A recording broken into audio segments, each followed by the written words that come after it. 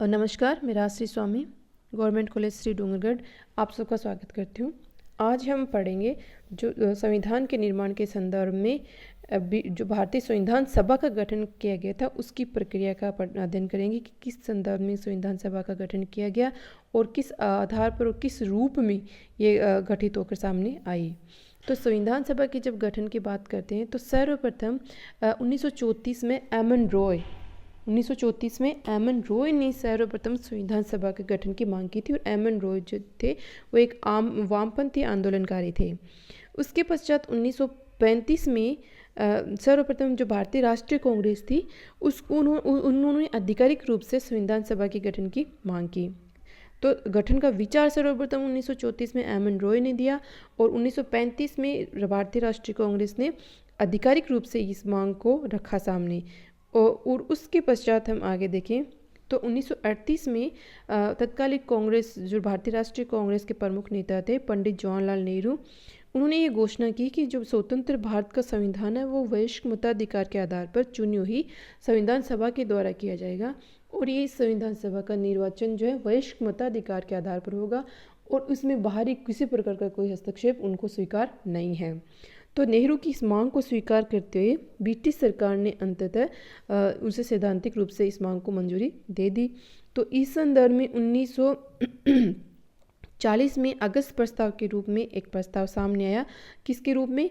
संविधान सभा की मांग को आधिकारिक या सैद्धांतिक रूप में स्वीकार करते हुए ब्रिटिश सरकार जो एक प्रस्ताव लेके आई 1940 में, उस प्रस्ताव को अगस्त प्रस्ताव के रूप में जाना जाता है और वो सामने आया। और उसके पश्चात 1942 में क्रिप्स मिशन आया जिसमें ब्रिटिश सरकार के कुछ प्रमुख कैबिनेट मंत्री सर स्टैफोर्ड क्रिप्स और कुछ एक अन्य सदस्य थे और उन्होंने प्रस्ताव प्रस्तुत किया संविधान निर्माण के भारत के संविधान सभा के निर्माण के संदर्भ में। लेकिन क्रिप्स प्रस्ताव जाना जाता है, इस प्रस्ताव को मुस्लिम लीग ने अस्वीकार कर दिया। ठीक है, ये प्रस्ताव आया 1942 में जिसे क्रिप्स प्रस्ताव के नाम से जाना जाता है। तो इस प्रस्ताव को अस्वीकार कर दिया क्योंकि उसके सदस्य सर स्टैफोर्ड क्रिप्स थे, इसलिए इसको क्रिप्स प्रस्ताव के नाम से जाना जाता है।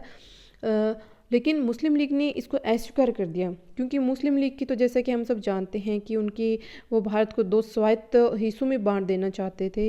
इसलिए उन्होंने ये मांग की कि चूँकि भारत 2 अलग अलग राज्यों में देशों में बंटेगा तो उनकी अपनी अपनी संविधान सभाएँ भी अलग अलग होनी चाहिए। और फिर इसी मांग को आगे बढ़ाते अंततः भारत में एक कैबिनेट मिशन ब्रिटिश सरकार के द्वारा भेजा गया। ठीक है, जो पहले 1942 में प्रस्ताव आया था सर स्टैफोर्ड क्रिप्स के नेतृत्व में, उसे क्रिप्स प्रस्ताव कहते हैं और उसको मुस्लिम लीग ने अस्वीकार कर दिया। तो फिर दूसरा प्रस्ताव आया, उसे कैबिनेट मिशन के नाम से जाना जाता है और इस मिशन में 2 संविधान सभाओं की मांग को तो हालांकि ठुकरा दिया गया, लेकिन ऐसे संविधान सभा के निर्माण की योजना इसमें रखी गई जिससे मुस्लिम लीग को काफ़ी हद तक मुस्लिम लीग ने इसे स्वीकार कर लिया या उससे संतुष्ट हो गई। अब संविधान सभा के गठन की प्रक्रिया शुरू होती है।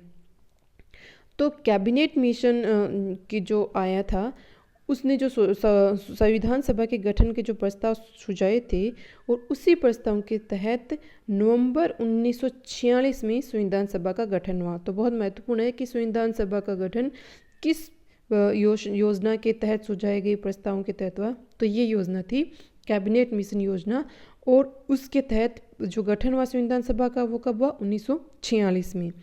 और इस योजना की मुख्य विशेषताएं क्या थी कि संविधान सभा के जिस हम पॉइंट वार देखें तो सबसे पहला बिंदु आता है कि संविधान सभा की कुल सदस्य संख्या 389 होगी। ठीक है, 389 होगी और इसमें से 296 सीटें हैं वो ब्रिटिश भारत के जो 11 प्रांत हैं उनके लिए निर्धारित की गई थी। ठीक है, उस समय ब्रिटिश जो भारत को 11 प्रांतों के अंतर्गत और बाकी जो देसी रियासतें थी उनमें बांटा हुआ था।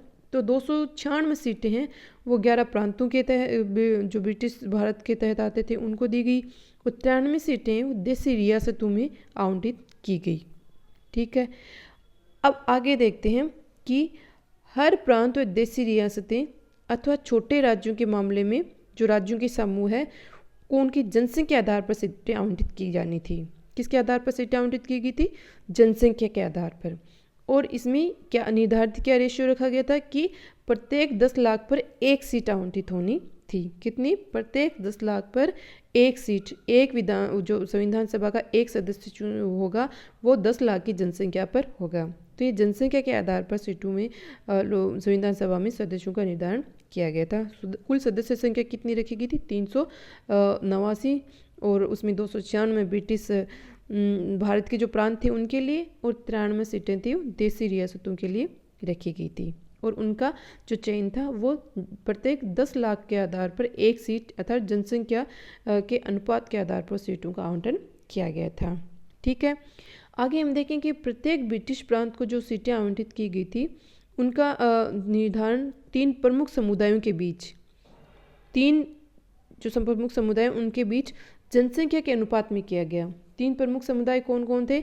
मुस्लिमों, सिख व सामान्य। सिखों को, मुस्लिमों को अलग अलग, और सामान्य के अंतर्गत मुस्लिम और सिख को छोड़कर जितने भी लोग आते हैं, जिसमें हिंदू धर्म से या अन्य धर्म से संबंधित जो भी लोग आते हैं उनको सामान्य में रखा गया।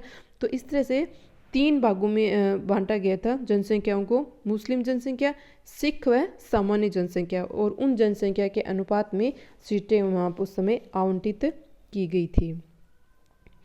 आगे हम देखें तो अगली जो विशेषता थी इस योजना की, इसमें प्रत्येक समुदाय के प्रतिनिधियों का चुनाव प्रांतीय असेंबली में उस समुदाय के सदस्यों द्वारा किया जाता था जो एकल संक्रमणीय मत के माध्यम से समानुपातिक प्रतिनिधित्व तरीके से मतदान किया जाता था। तो चयन कौन करता था?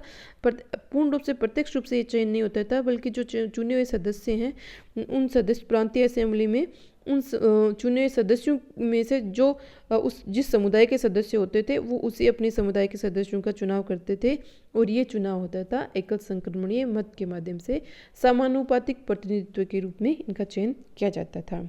और 5वीं इस योजना की विशेषता थी कि देसी रियासतों के प्रतिनिधियों का चयन जो है रियासतों के प्रमुखों के द्वारा किया जाता था, कि जो उस तात्कालिक रियासतें थी, देसी रियासतें थी, उनके जो प्रमुख थे उनके माध्यम उन्हीं के द्वारा इनसे जो उनके लिए निर्धारित सदस्य थे उनका चयन उन रियासतों के द्वारा किया गया।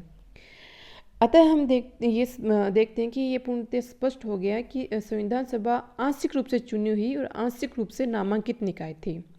इसके अलावा सदस्यों का चयन अप्रत्यक्ष रूप से हम देख रहे हैं कि प्रांतीय व्यवस्थापिका के सदस्यों द्वारा किया जाता था, और उनका चुनाव एक सीमित मताधिकार पर किया गया। ये पूर्ण रूप से प्रत्यक्ष चुनाव नहीं था, बल्कि सीमित आधार पर जो चुने हुए सदस्य थे प्रांतीय विधानसभाओं के, उन्होंने ही इनका चयन किया था, संविधान सभा के सदस्यों का चयन किया था। संविधान सभा के लिए चुनाव जुलाई अगस्त 1946 में हुए थे, और ब्रिटिश भारत के लिए आवंटित जो 294 सीटें थी उस चुनाव में भारतीय राष्ट्रीय कांग्रेस को कितनी सीटें मिली? 208।